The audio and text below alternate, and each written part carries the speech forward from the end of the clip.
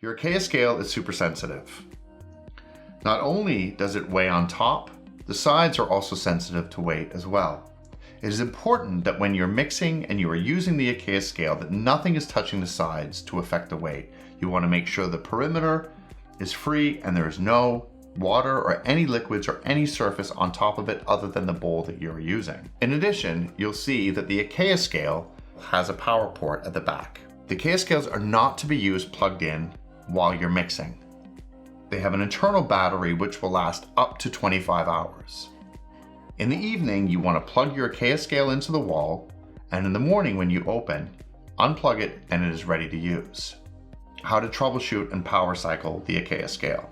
First, I'm going to go to my Bluetooth setting on the iPad, and I'm going to disconnect the Acaia scale. Now that the scale is no longer paired to the app, we want to power cycle. Double press the power button quickly so that the Acaia scale turns off.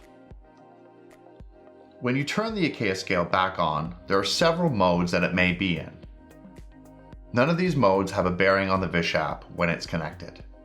Simply open up the Vish app again, select the Bluetooth icon, and pair your scale.